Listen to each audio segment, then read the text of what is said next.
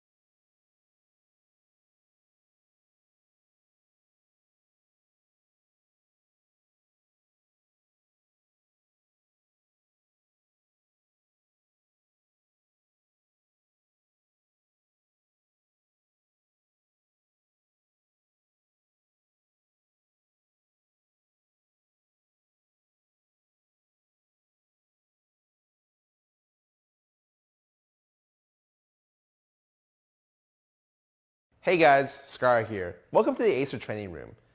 In this segment, we're going to be talking about League of Legends strategy. This first video will be covering the map, pressure, and how to use it and what it is. Without further ado, let's jump into it. The first thing I want to cover, and one of the most important things that not many people talk about, is just the map of Summoner's Rift. I'm going to tell you how to actually think about the map in general and why it's important to be able to classify this terminology right now. This is one of the very first things that pro players actually learn. Imagine a line diagonally from nexus to nexus. On the top side of the line is top side, bottom side of the line is bot side. And in 4 different quadrants. There's 2 quadrants on the top side and 2 quadrants on the Que está en mantenimiento, dijiste. What the actual fuck? bot side. This is just going forward what we're going to use to talk about the game and map. After we've talked about the map, it's good to talk about pressure and what it is. So pressure is essentially an area of control that each individual person has. When you tend to be ahead in a lane and it says that you have pressure, it means that imagine like an invisible bubble around the character that expands the stronger you are. Every single area on the map has different Virgin. Pues entonces, no durará mucho entonces, ¿no?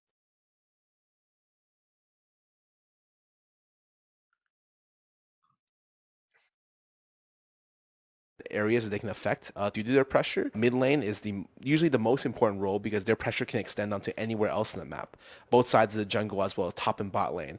Top lane's pressure can extend into the jungle and the mid lane, and bot lane's pressure can extend into the bot lane and the mid lane, as well as the jungle pressure can extend to any of the lanes, which is why usually the jungle is typically the most volatile role in terms of early game because the jungle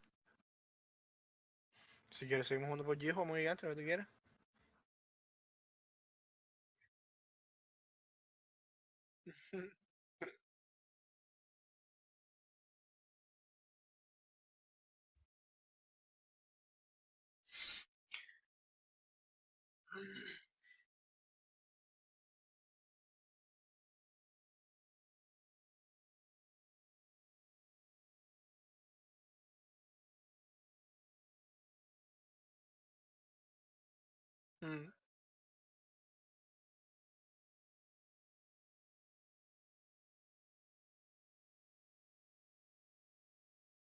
jungle allows you to be able to pressure any of the 3 lanes, and it's the X factor at the very beginning of the game. If both of you are equally strong, you only have control over half the map. The important thing about pressure is the understanding that pressure leads into being able to control objectives onto the map.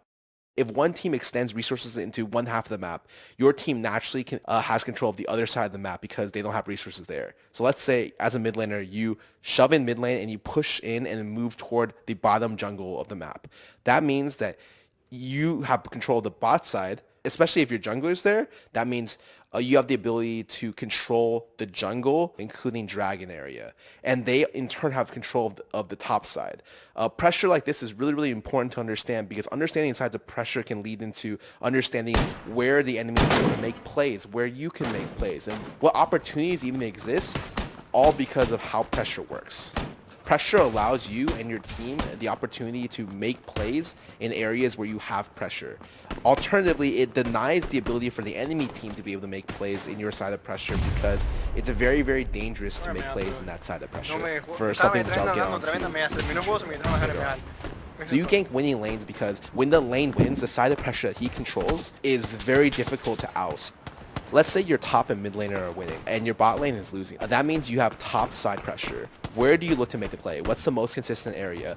Well, you could look bot lane. Let's say they blue summoners down there, and maybe you can look to get a gank there. However, going bot lane is a really big risk, because not only do you have no pressure in the area, what no pressure in the area means is that potentially you could be walking through a lot of wards in that area that they've been able to put down, because your bot lane can't contest any of the pressure they have.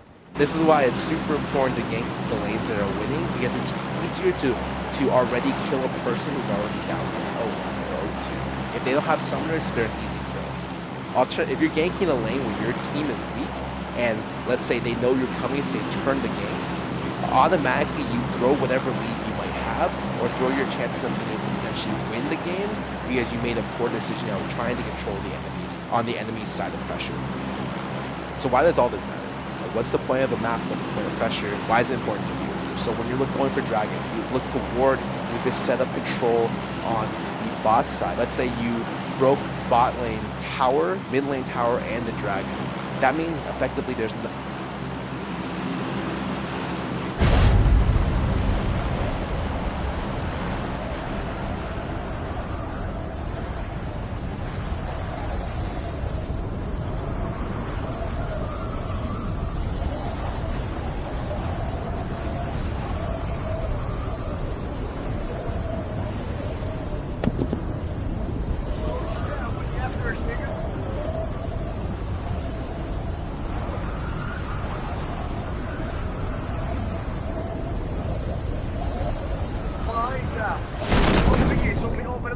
Son una pila, friki, 1, 2, 3, 4, 5, 6, 7, 8, 9 after, friki. ¿Es el pan? 9 kills.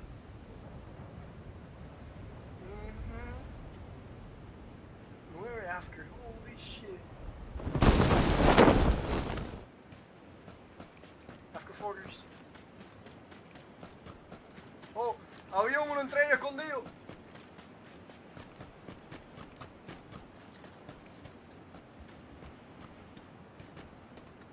Oh, wait, ¿cómo ese tipo tiene una pistola?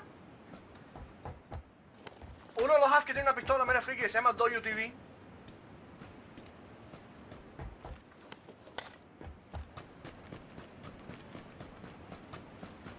Esos chinos, siempre hay un chino por ahí que tiene TV en el nombre.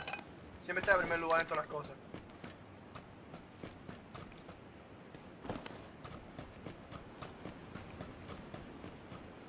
Fue lo único que me zapé. Mira, WTV, mira, sigue matando gente, ¿viste? Mató uno con un punch. Oh, ese es otro, ese es el socio de posiblemente. WTV. Si los WTV eso están hackeando.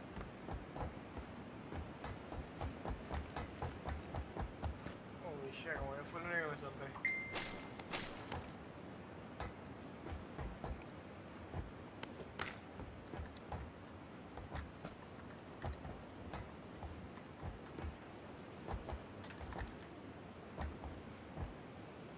No me jodas, ahora es hacker también, así que puedes tú fabricar pistola aquí.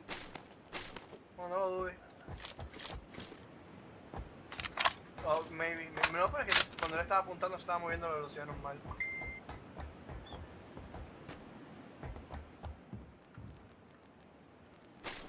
Aquí.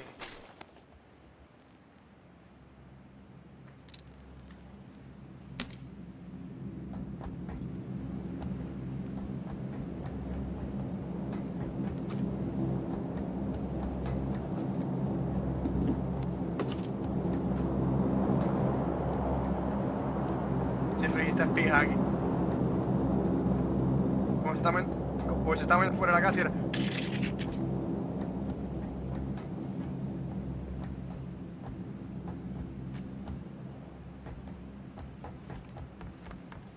Está metiendo la casa izquierda mía.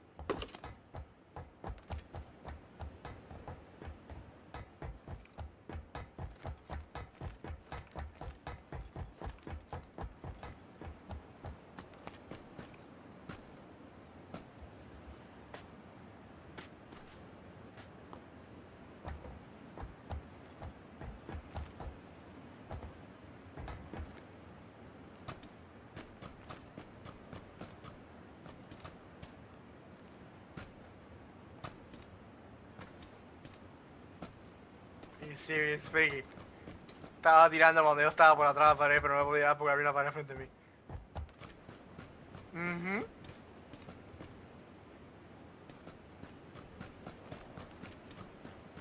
No, no estoy grabando.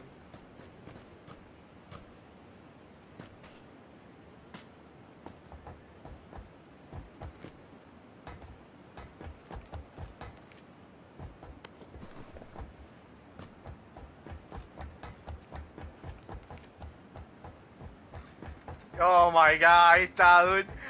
Oh my god, freaky. No, no está grabando, no me va a dar tiempo.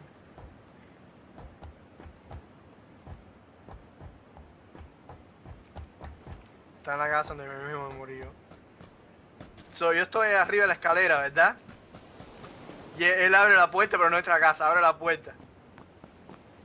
Y hace así, eso me empieza y me mata.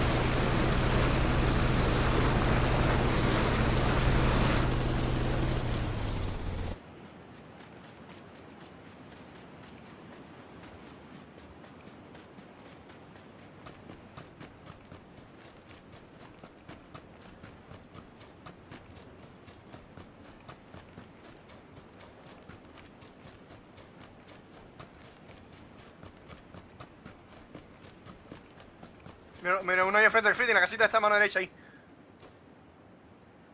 Pero yo creo que ya te vio. O no es Mike. Potato.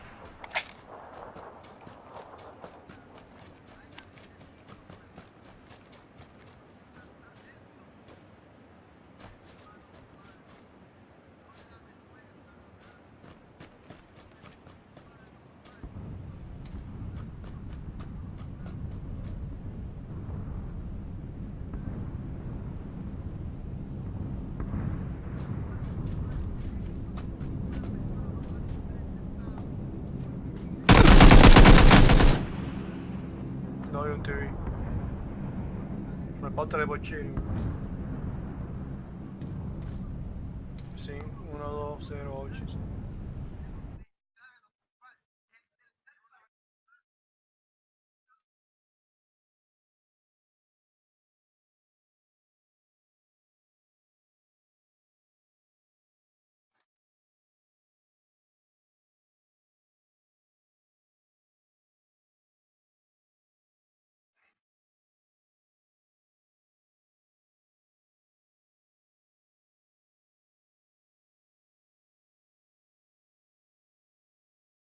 Mm.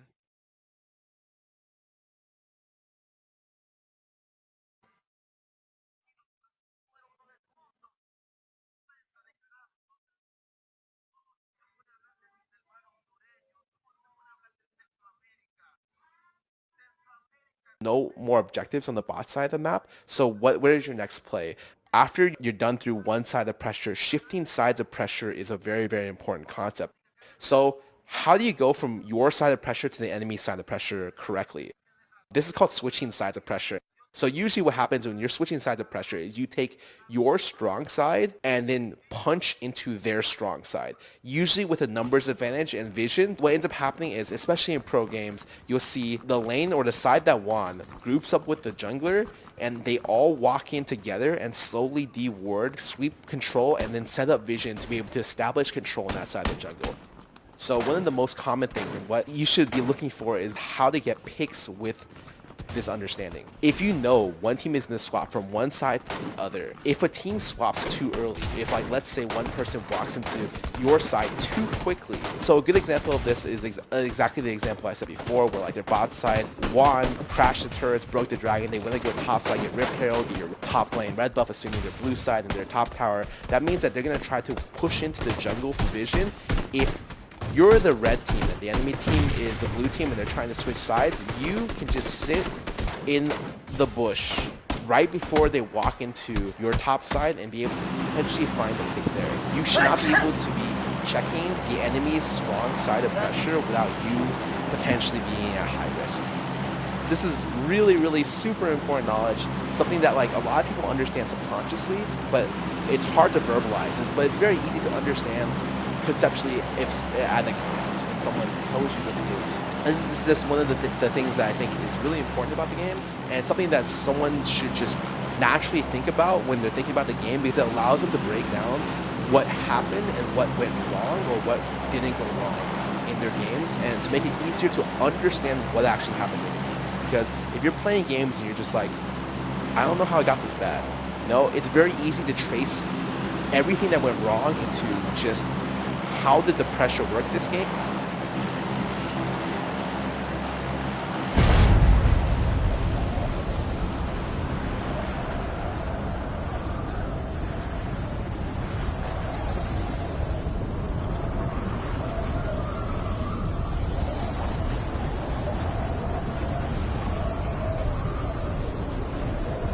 Para 14.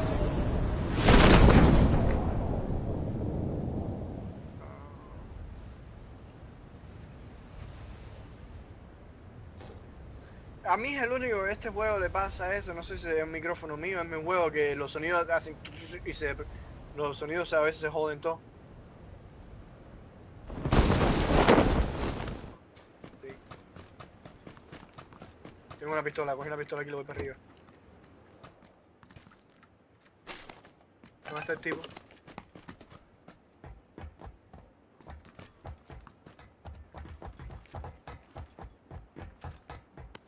Oh my god, qué marca. Hay otra pistola aquí.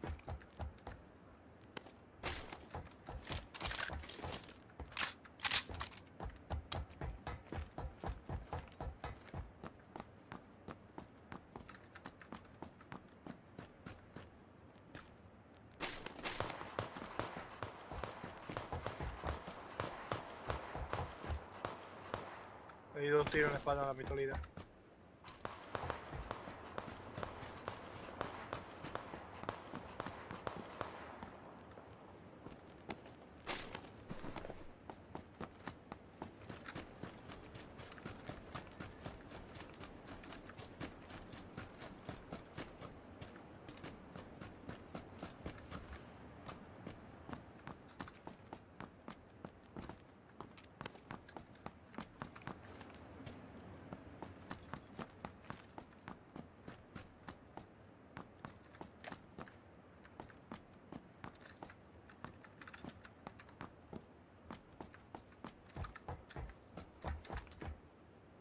¿Tú cogiste algún rifle friki? ¿Un rifle friki?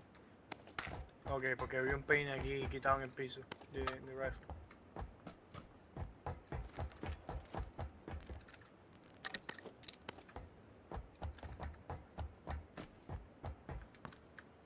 Oh my god, no encuentro nada.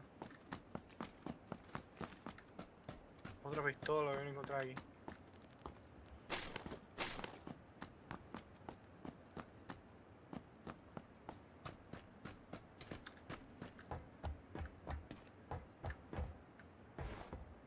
No tengo una pistola, pero voy.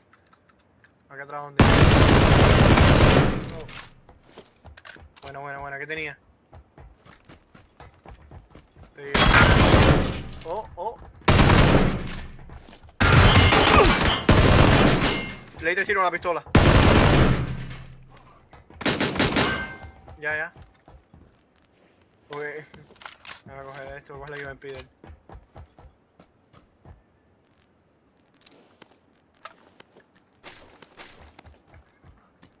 Voy para ti, claro. De primero. Voy a coger el... ¿Tiene un sniper o algo así?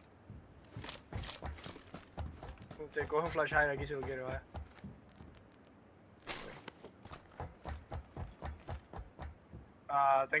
No tengo ninguna sola bala verde tengo.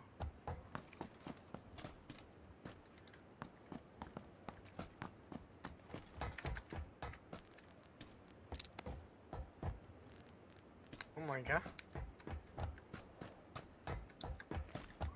Jesus Christ. No. Fíjate, tienes bala de 5.50, la AK-47, me dijiste que coger la AK-47 pero no tenía bala. Cogiste todas las balas AK-47. What the hell, descarado este, era vez sin bro.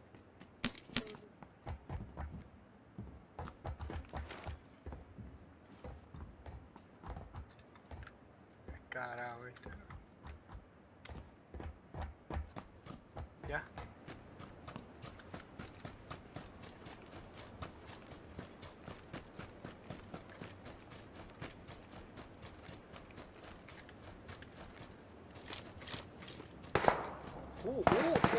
Shit. Míralo en el roof, Ricky.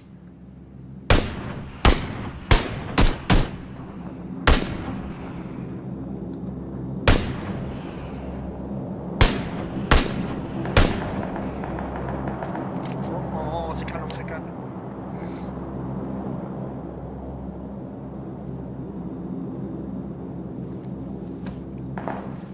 Estoy acercando.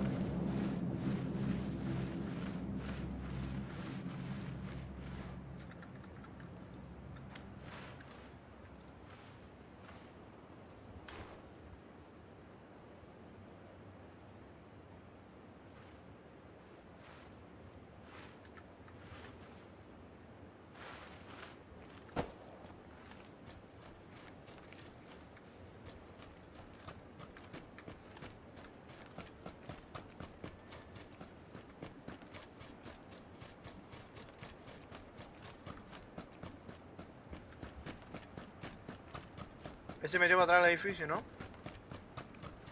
No lo veo.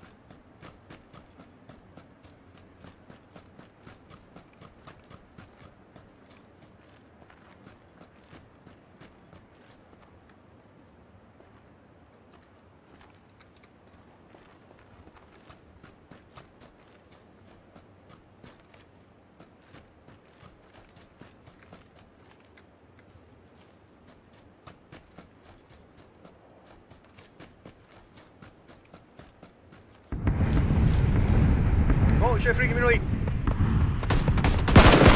Maté.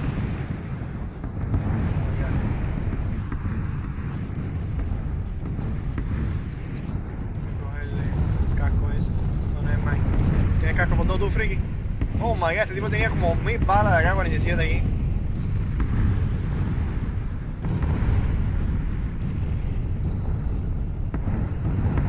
Tiene un casco por todo, no, se murió instantáneo.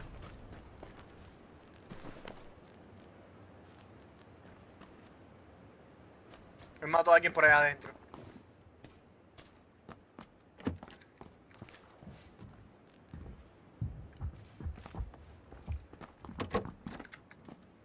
Oh my god, el tipo estaba acá arriba, friki, tenía 2x8 y 4. Y tiene bastante bala 5.56 friki. Ajá. Y tiene una M4 y tiene una VSS.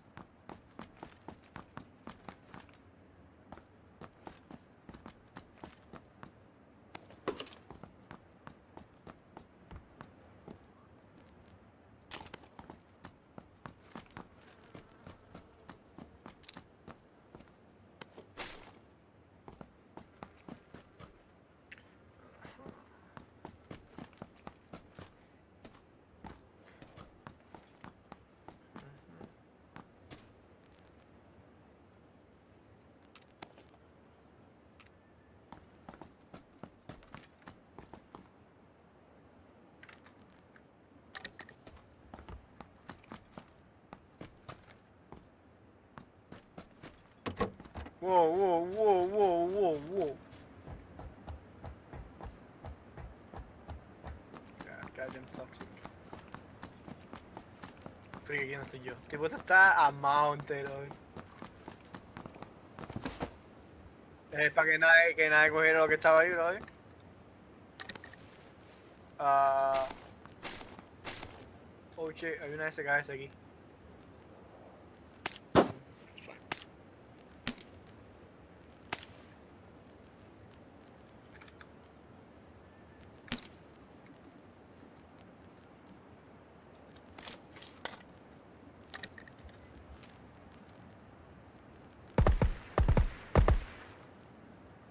Sí. Estoy listo para irme como quiera.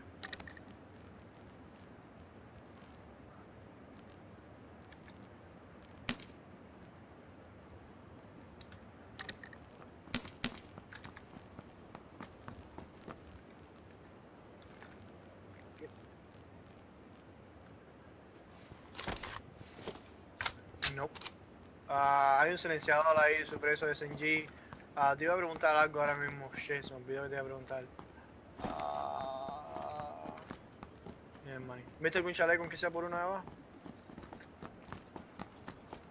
Ya. Chaleco nivel 2 y no se lo vi.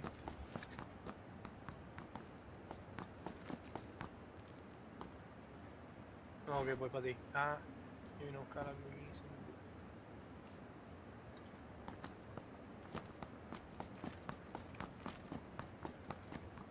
No, chaleco nivel 2. I mean, yo no necesito más nada, dude.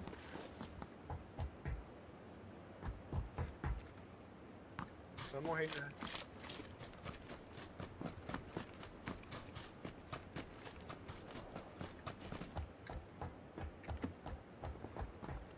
Sí. Casca por dos aquí si me quiere. El Bilbo, friki. El Bilbo quizá no esté looteado. Voy a chequearlo.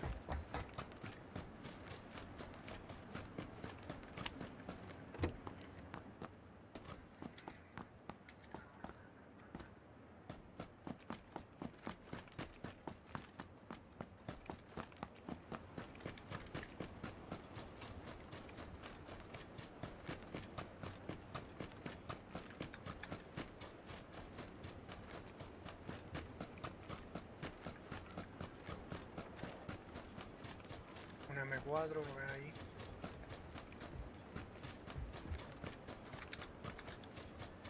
Un reto, mochila más 2. Otra SKS. Otro por 8. Otra SKS. Otra mochila más 2.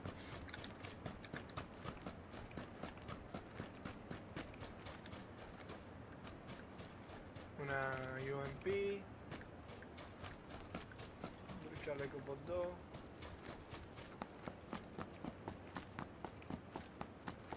Ok.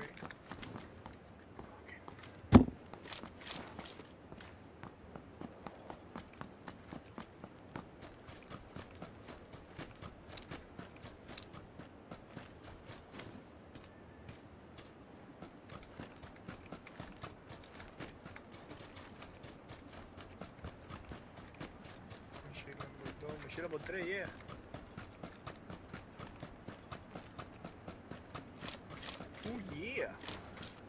Oh, goddamn. En el último piso, friki. No, no en el último piso, en el penúltimo piso, una K98 con un silenciador al lado. Tengo una K47 en visto al principio. Lo que te estaba preguntando ahorita, friki, ¿a ti te pasa eso igual que se te distorsiona el sonido? Y entonces oigo así. Y entonces se va el sonido por un ratico. Y después regresa. Oh my god, mira el círculo ese en el embarcada que nos dio.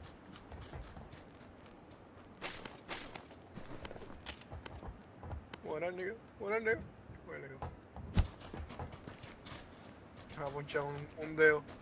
Hay camión por allá. No veo una garriola. Oh, ya, un buggy. Maneja tú, friki.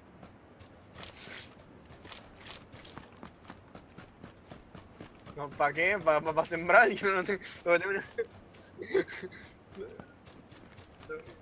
Yo tengo una K40. Oh my god, tú tienes ahí para tirar de aquí y darle a la gente que está en el otro lado del mapa. Dale, enjoy, enjoy, enjoy, enjoy, enjoy, nigga. Nope. Por este, porque mucha gente tiraron para los contenedores. Friki, come on.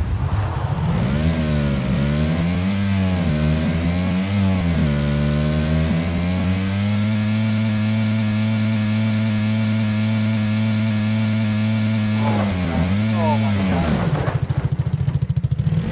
that's it. We done.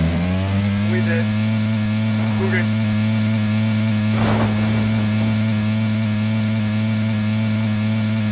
Oh, un tiro.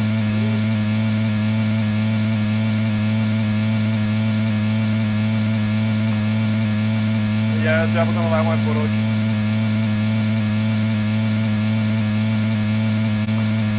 Qué cómico se ve esto. Nadie. Oh, mano izquierda, mano izquierda. Para.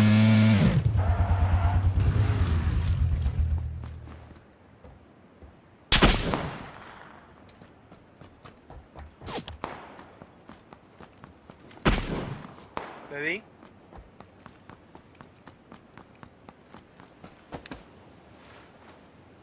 Él tiene una carta también, ¿oíste, friki?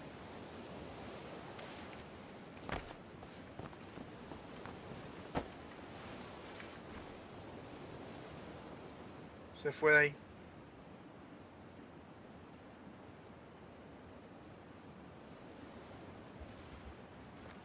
Se movió. ¿Quieres nadar? Para no perder más tiempo. O no es más, el ciclo está viniendo ahí ya.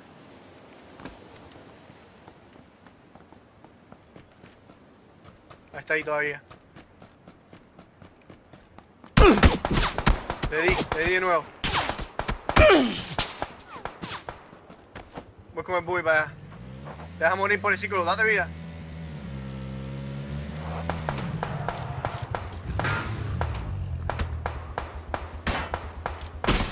Lo tumbé. Yo me voy a dar vida también. Yo tumbé el socio. Uno está en el otro lado de la calle, ¿ok? El otro está a mano derecha, friki. El otro está a mano derecha del puente. ¿Quieres revivirlo? Está a mano derecha, como te dije. Friki, puede darme... Le di un tiro. Friki, ¿tienes algo para darme vida grande aquí? Apúrate, y vamos a montarnos en el bus y nos vamos. Me estoy dando vida, nada más que eso nos vamos. Sí, él está a mano izquierda ahora. Dale, vamos, apúrate. ¿Ya?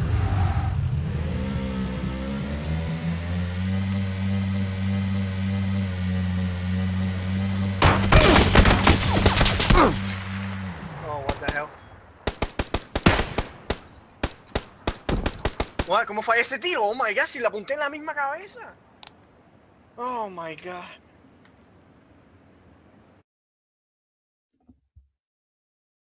Venga.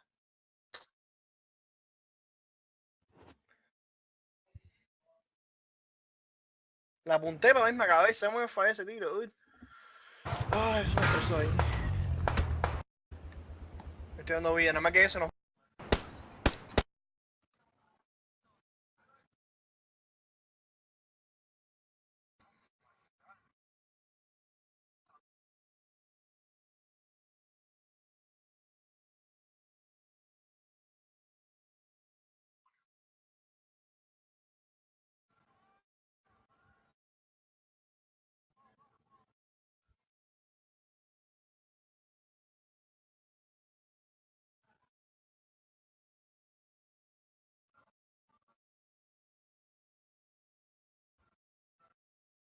And where did the pressure mess up? Thanks for tuning into this Acer training room video.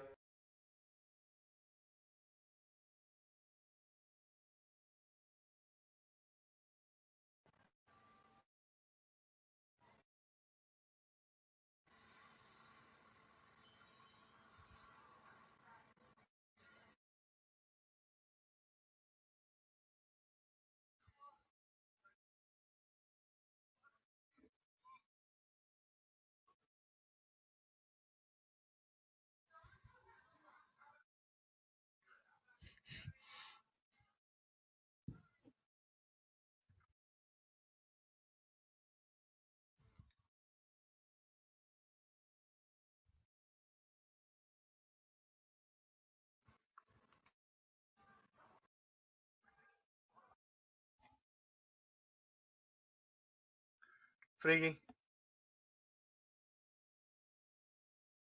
Friki.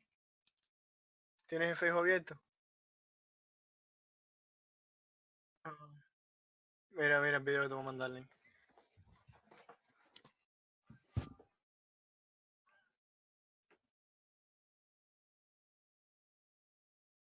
Ajá.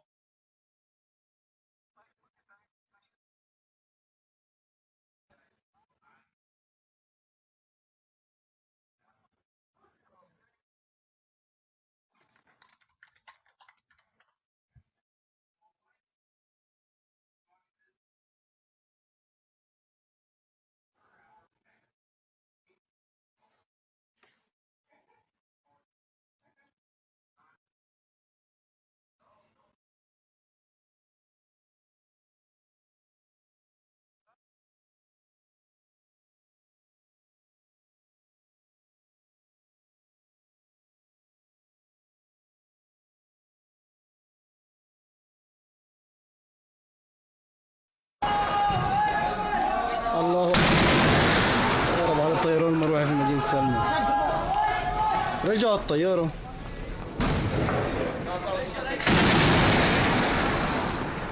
يا شباب لا تجوا. ويني؟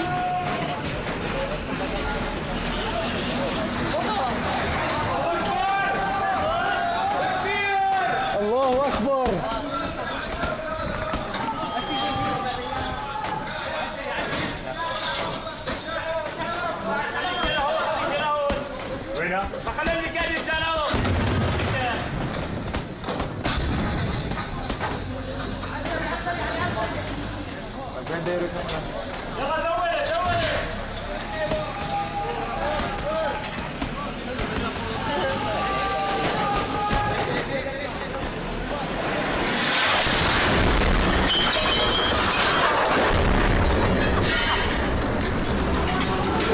No se puede decir en pan, الله أكبر. الله أكبر. الله أكبر برميل. طيران المروحي. el pelú no se va el pelo por todo el área. الله أكبر. El estaba corriendo por ahí, decidió ponerse atrás del arma y no, dale, síguele.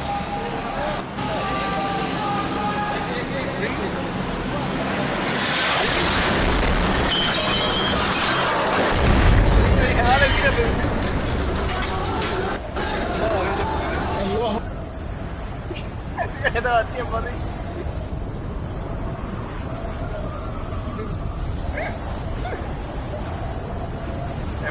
No le da tiempo, dude.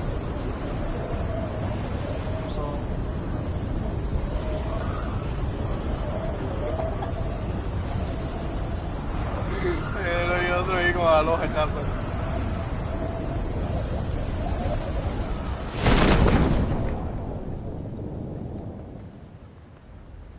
Oh, Broncation aquí al lado mío ya.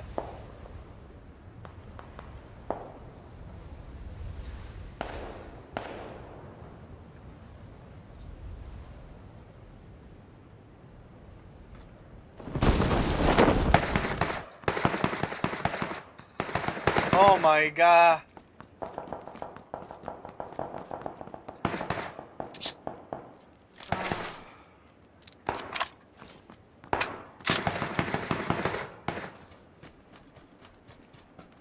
Dale, dale.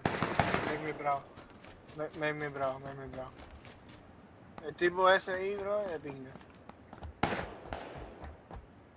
Está en el edificio, me mataron en el edificio.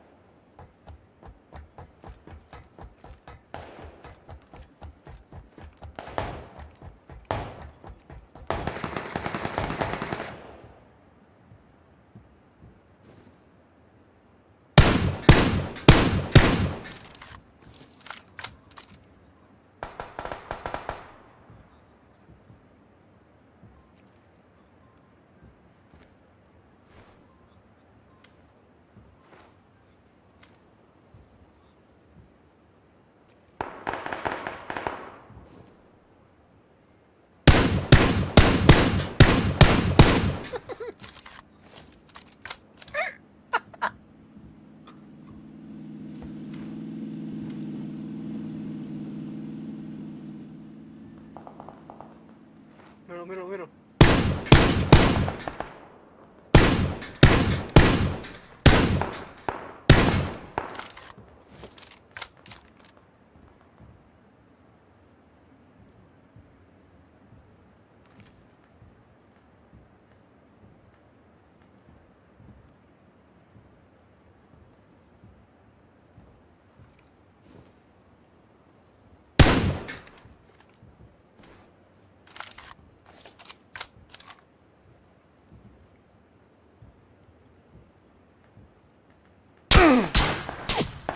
Es el que estás tirando tú.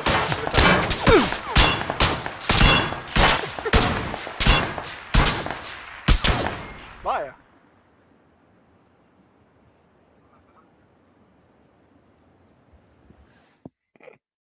الله أكبر الله أكبر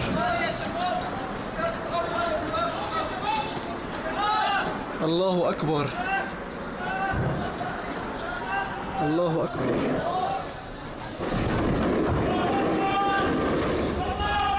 الله أكبر الله أكبر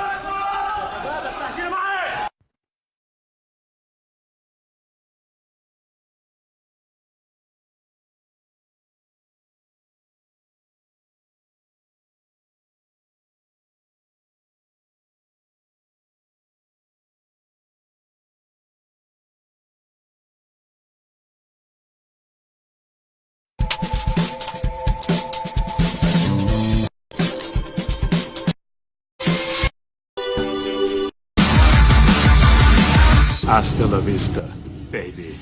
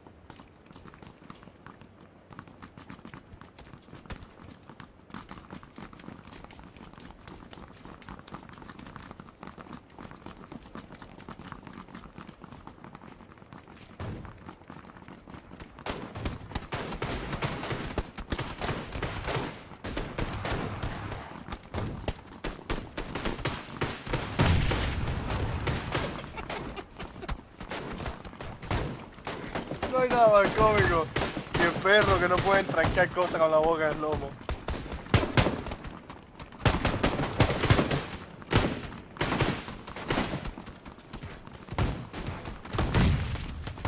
No hay nada más cómico que perros que no pueden trancar cosas con la boca en el lomo.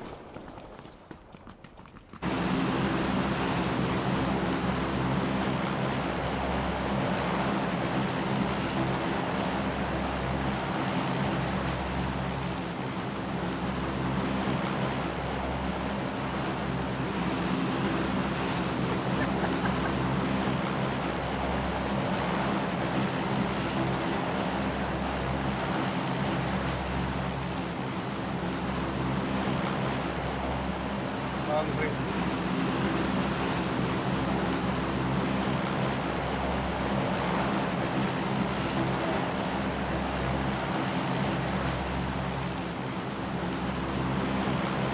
No, la escuela en first person está lenta.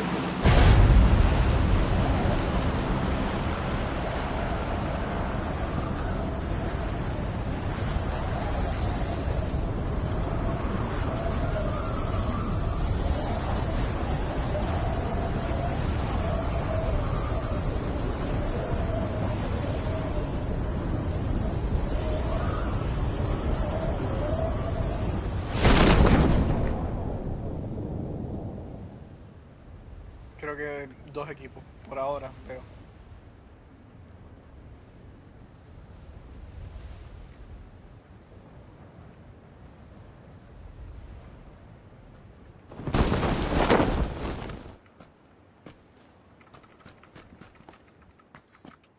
Ah, que te marca te vas a dar.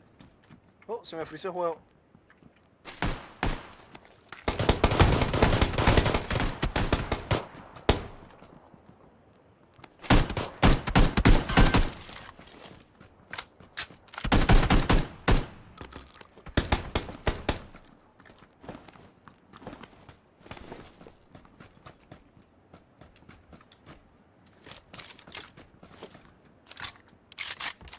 ¿Ves a alguien, friki?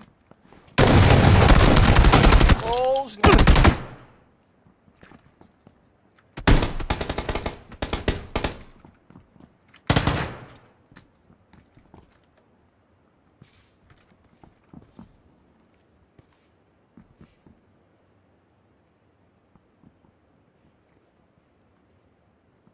Están por aquí, ¿no? Ok. Son 2 equipos entonces.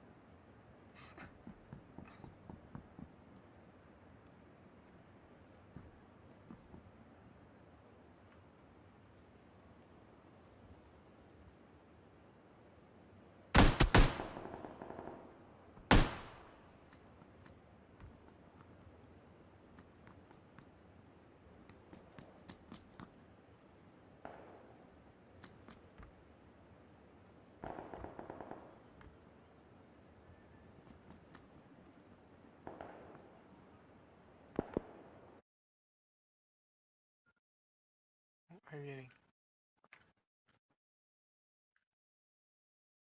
What? Tengo mano izquierda, mano derecha, tengo en todos lados.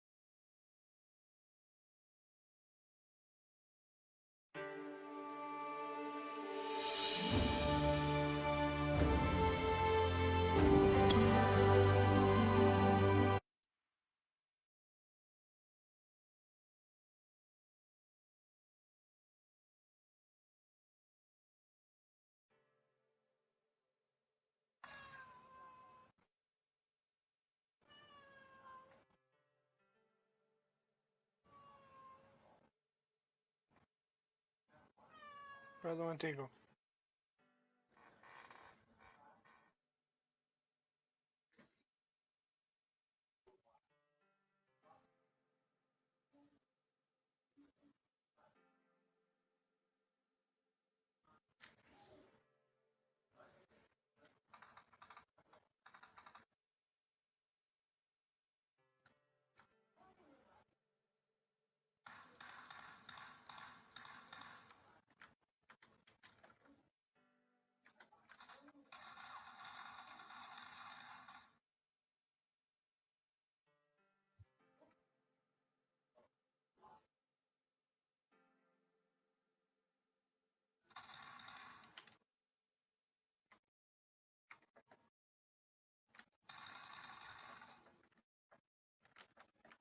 Welcome back to the Philip DeFranco Show, and let's just jump into it. And the first thing we have to talk about today is a story that feels like it should come from The Onion, but this is real life. Part of me can't believe it, but then the other part goes, yeah, sounds about right. So let's talk about Dr. Richard Watson, who is a business professor at the University of Georgia. He has faced criticism over a stress reduction policy that he included in the syllabi for 2 of his courses. And the policy in question here was included for both his fall business courses in data management and energy informatics. Now, after reports came out about this, there was backlash, and the University of Georgia made the professor remove this policy. But luckily, the internet is a thing, and I found the actual full policy, and it's amazing. Let's go through it, shall we? It reads, Stress Reduction Policy. Emotional reactions to stressful situations can have profound consequences for all involved. In order to avoid such situations in this class, the following policies will apply. All tests and exams will be open book and open notes, including the use of material on your laptop. All tests and exams will be designed to be completed in half the allotted time by the majority of students. All tests and exams will be designed to assess low-level mastery of the course material. If in a group meeting you feel stressed by your group's dynamics, you should leave the meeting immediately and need offer no explanation to the group members. Furthermore, you can request to discontinue all further group work, and your grade will be based totally on non-group work. Only positive comments about presentations will be given in class. Comments designed to improve future presentations will be communicated by email. And then my personal favorite, if you feel unduly stressed by a grade for any accessible material or the overall course, you can email the instructor indicating what grade you think is appropriate, and it will be so changed. No explanation is required, but it is requested that you consider waiting 24 hours before emailing the instructor. Adding, while this policy might hinder the development of group skills and mastery of the class material, ultimately these are your responsibility. I will provide every opportunity for you to gain high-level mastery. Okay, we all got through that together. So I know that I try to be as fair and balanced as possible, but I want to point out that if you agree with this policy, get out of my classroom. Out now. You failed the course of life. This should not be a real thing happening in the real world. Just to recap, because this professor believes that emotional reactions to stressful situations, they're so damaging. When you're taking something you're graded on, it's open note, open book, open computer. The test is actually designed to only take half the time you're given, and it doesn't actually cover high-level information you were supposed to learn. And if you still somehow fail in this situation where the professor of your class has bent life over for you and spread the cheeks, which is yours for the taking, but you still fail somehow, you can just hit him up and say, I think I deserve an A, and he'll give you an A. You want to know why America's falling behind more and more? Well, a lot of reasons, but this guy is one of them. But like I said, people found out about this. There was a ton of backlash. The university found out about it. They then released a statement, and to paraphrase it is, we talked to the professor, we told him no, and so he removed it from his syllabus. And so I'm happy that the university realized what was happening, but this is insanity. I mean, I talk about how I hate in society seeing this everyone gets a trophy mentality. Even with my 3-year-old, I make sure he understands what failure is, and on the outside, that can sound like a horrible statement. But failures make us better. When my son and I have silly little races, maybe we're in the pool, maybe we're just running from point A to point B, maybe we're playing soccer. One, I do let him win here like 50% of the time because I'm not a complete dick. When he's older, I'll make him earn every single win, but I win the other 50% of the time. Me dijiste que hasta las 14 los days de Black Desert. Ya son las 14:21.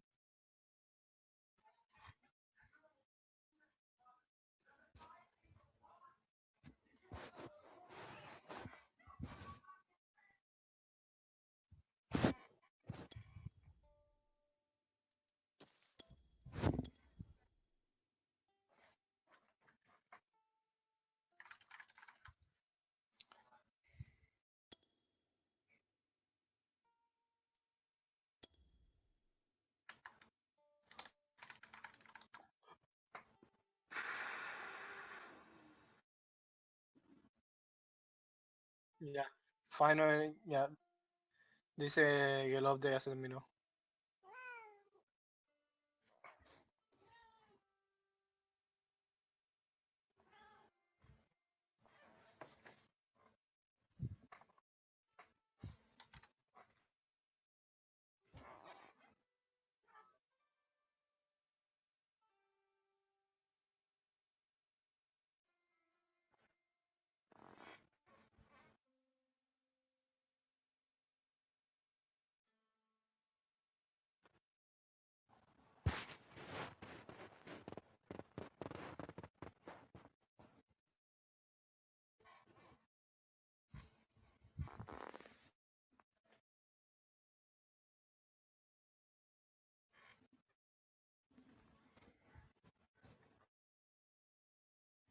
Yay, yay, friki, yay.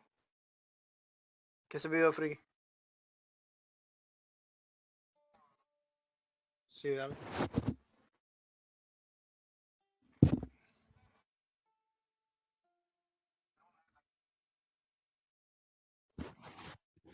Unas cuantas horas, no tanto. Bueno, que...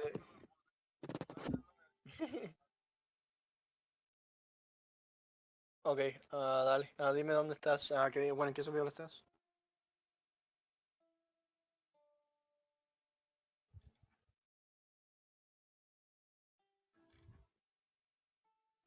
Medio uno.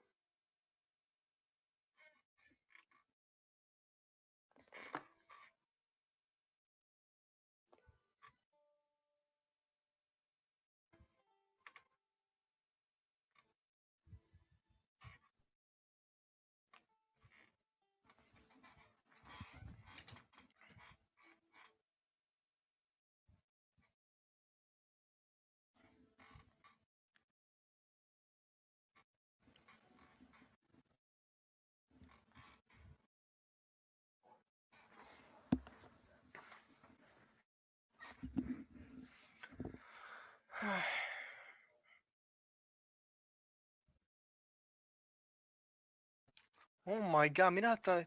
What the hell? A mí me habían desconectado desde aquí atrás. God Jesus.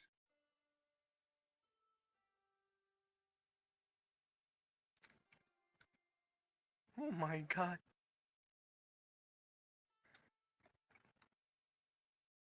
Estoy por acá atrás por freaking Filadelfia. Yo había llegado a Bélgica. Ya.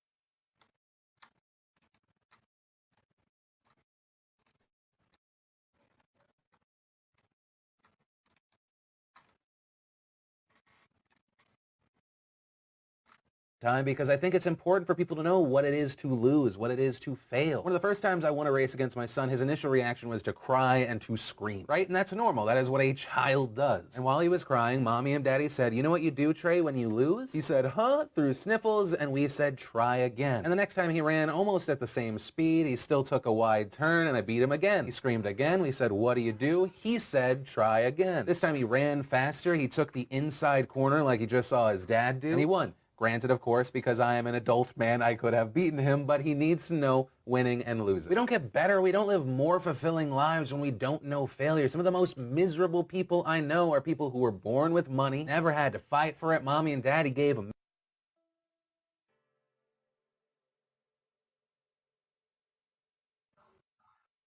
everything. What's the point of a win when there are no stakes? How do you get joy out of it when you don't know the bad? And this professor tried to take it to another level because we're not even talking about everyone gets a trophy mentality. You're talking about giving someone who is unqualified an A if they ask for it. And that A or whatever passing grade you give them is going to go towards a degree that they didn't fully earn. And that degree says something about them that in part is not true. A person like that, a professor like that, should have no part in molding the future. But of course, that's also my opinion. And the show isn't just about my opinion, it's about yours. So let me know what you think about this in the comments down below. Whether you agree with me, or especially if you disagree with me, I'd love to know your thoughts on this. But from that, I want to share some stuff I love today, and today in Awesome brought to you by Loot Crate. Loot Crate, of course, fantastic theme mystery subscription box filled with geek, gamer, pop culture, collectibles, apparel, and gear delivered directly to your door, and all for under $20. Last month's crate was fantastic. My personal favorite was probably the Rick figurine that I'm just going to show you the box for reasons. And this month's theme is Kingdom. And this month's franchises are Lord of the Rings, Legend of Zelda, and Adventure Time. So if you want to get some cool stuff and also support the show, make sure you use lootcrate.com/Phil and use coupon code Phil for 10% off your purchase. And the first bit of awesome is a video that answers a question I think most people have asked themselves. What happens if we throw an elephant from a skyscraper? It's also about more than that, but still. Then we had Adam Ruins Everything taking on the art world, which, side note, between what True TV and College Humor post online,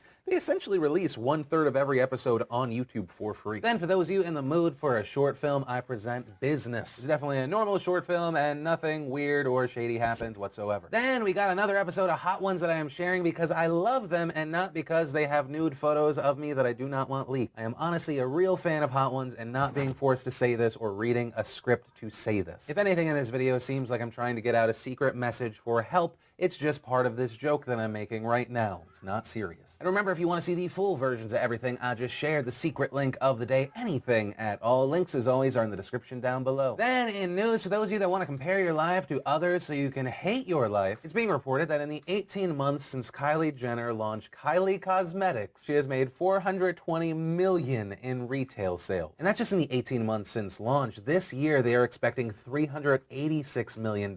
Essentially a 25% increase. And I'm not going to hate here. That is amazing. And I mean this in the least disrespectful way possible. There needs to be a gold bust of Ray J's dick in every Kardashian household. Right on the mantle, gold Ray J D, right next to the platinum Kim K booty. I mean, honestly, just think about that. The Ray J Kim Kardashian sex tape. His penis launched $1 billion empire, and he did that for free. Once again, no hate directed towards the Kardashian clan here. Their ability to take that moment in time and turn that into this empire, that is a skill. We can all argue that they have no skills, even if some of them as individuals are just being used to make the money. The mastermind, who I won't name here, respect. Then let's talk about an update on a story we have not covered in a very long time, and that is the story around Mike Martin and Heather Martin, or as you may know them, the parents on the Daddy-O-5 channel. They were the family here on YouTube that would perform pranks on their kids, but in those videos you saw kids getting screamed at, called some of the worst things, pushed, punched, kicked. Personally, for me, the moment that will always be stuck in my head is when we found that video where the dad instructs the son to slap the daughter. You know you don't hit girls. Yeah, but she's your sister. She don't count. Oh my God! Well, there was a huge controversy. 2 of the kids got taken away by the biological mother. The courts got involved, then there was radio silence for a while. Then the parents came back on 2 of their other YouTube channels. But now it looks like the newest update is Mike and Heather Martin are being charged with a crime, specifically 2 counts of neglecting a minor. I've seen in some places people saying that they were convicted of this. That is not the case. I don't know why people are saying that. Right now, based on these court documents, it looks like they're just charged, and the first appearance is the 1st of next month. That said, it'll be very interesting to see what happens from this case. I mean, if they're found guilty, 1, it has huge implications for them, but also 2, it can mean a lot for other channels that heavily feature children in their videos. With that said, we'll keep an eye out and see what happens next. And then let's talk about esports in the Olympics. It is being reported that as early as 2024 in Paris, esports could be added to the Olympic program. Part of the Paris bid committee has confirmed that they will be talking to the IOC about esports. They're talking to esports representatives. And part of the reason why that might be pushed through is the 2022 Asian Games. Back in April, the Olympic Council of Asia announced that esports will be a medal sport at the 2022 Asian Games. And at the Asian Games, organizers are planning 4 events featuring Dota 2, StarCraft 2, Hearthstone, and a sports game. While that last game is yet to be decided, they say it will be either from the NBA or FIFA franchise. And while by itself that is a big step towards the mainstream, it may lead to something even bigger. And the reason for that is the Asian Games are recognized by the IOC and are billed as the world's second largest multi-sport event after the Olympics. They have 45 national delegations, about 10,000 athletes taking part in the last games. And it's being argued by some that the IOC needs to take esports seriously if they want to bring in a new younger audience. However, the IOC's president Thomas Bach, whose support is crucial to esports being added as an Olympic event, is less than convinced about it, saying, "We are not yet 100% clear whether esports is really a sport with regard to physical activity and what it needs to be considered sport." And so I'd love to pass the question on to you. Do you think that esports should be in the Olympics? Yes, no, what are you thinking? Because I'm personally torn on. I think for the Olympics, from a business standpoint, it just makes sense. Interest in the Olympics has been dropping. For the 2016 Rio Games, NBC said they averaged 26 million viewers. And that was a drop of 15% viewership from the 2012 game. Meanwhile, the 2016 Dota 2 championships had a viewership of 5.7 million people. That's from just one MOBA. So from a pure business standpoint, seems like it makes sense. But of course, the other arguments against it, there's 2. 1, people saying it's not a real sport. That I would say, I think you need to broaden your definition of what you think sport is. There are a lot of similarities and it is skill-based. But the other argument, and I feel like it's a more valid argument, is it is not a physical sport. But you could also argue that it is dependent on reflexes, critical thinking, honestly, anything to make it more interesting at this point. Actually, last second idea. What if you made them run 100 meters to their computer? Each time you level up, you gotta spin in a circle 10 times. I don't know. Figure it out. And then let's talk about this controversy and backlash coming out of Georgia. The EAV Barbell Club in Atlanta, Georgia has come under fire recently for a sign that simply showcases their policies. Like I said, it's simple. 1, no CrossFit cultism. 2, no fucking cops. The owner's words, not mine. The sign was also shared on the gym's Instagram page with the caption, "We simplified our membership policy. Hashtag weightlifting, hashtag how we do, hashtag fight the demons, hashtag ACAB, hashtag resist, hashtag Dave Castro's a crime against humanity, hashtag ATL, hashtag of course, too many fucking hashtags." I don't know what it is about people in the fitness industry, so many hashtags. Now the owner Jim Chambers says part of the reason is the groups who work there are generally minorities and they are uncomfortable with the presence of law enforcement. Also saying the multi-use space serves as a gym but also as a community and gathering spot and meeting place for activists. And he calls himself a lifelong political activist and explains that the policy decision is a political statement. We wanted one space that was just a little different. It's not a, aggressive hetero jock space that's dominated by cops and soldiers. It's a place where you're safe from that. And we don't want to make police stronger so that they can hurt people more efficiently. It's not a personal thing. It's you put a uniform on, and quite honestly, I view that as an occupying enemy army when you put that uniform on. And as you might imagine, there were people that were angry about the policy, but also that interview. Some who were angry sounded off on their Facebook page. EAV should be ashamed of how it treats the men and women who serve this county. Another writing, "You won't allow cops and military in, yet you appreciate your freedom. Disgusting." Others have also allegedly sent hate mail, sent death threats. But there were also people supporting the gym. One writing, "Keep up the good work. Don't let the internet cowards get you down." Another saying, "Thank you for being proactive about keeping your community safe." Another reading, "Thank God this place doesn't allow police in. Nice to see a place where people can actually feel safe no matter the color of their skin." And Chambers didn't seem to understand what people were angry about, saying, "We've had an explicitly stated no cop policy since we opened, and we also don't open membership to the active members of the military." But he also says that there are military veterans that go to that gym, it's just that they're not active. That's where he draws the line, later adding, American police are really just an entity that they serve capitalism and they serve white supremacy, and that's the way we see that. It was really just that there was the vulgarity in that sign, and that seemed to bring it out for people. Chambers said he's planning on reposting the sign without the explicit language. So the question becomes, is this legal? Well, lawyers and experts have found the policy strange, but have said because law enforcement officers are not a protected class under the law, only the courts can decide if the gym violated any anti-discrimination law. But also, I don't know if the Atlanta Police Department actually cares about this. Their only comment in response to this story has been, "Were we to respond to an emergency there, the sign would not stop us from lawfully doing our job." But also an unfortunate side effect of this story is the negative attention has been unfortunately affecting another gym. And that's because this other gym has been mistaken for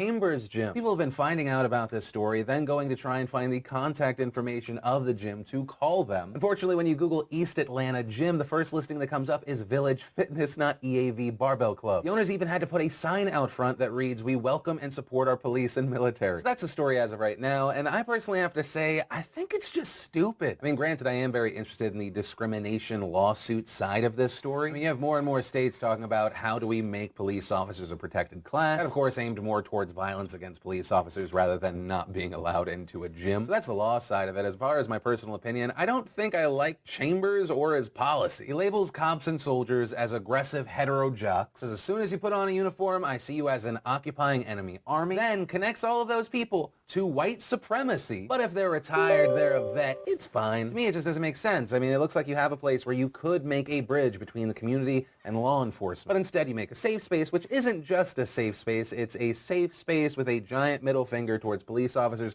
and people serving our country. And that's actually where I'm going to end today's show. And remember, if you liked this video, you like what I do on this channel, hit that like button. If you're new here, hit that subscribe button. Also, if you missed yesterday's show, you want to catch up, click or tap right there to watch that. Or if you want to see the newest behind-the-scenes vlog, click or tap right there to watch that. But that said, of course, as always, my name's Philip DeFranco. You've just been filled in. I love yo faces, and I'll see you tomorrow.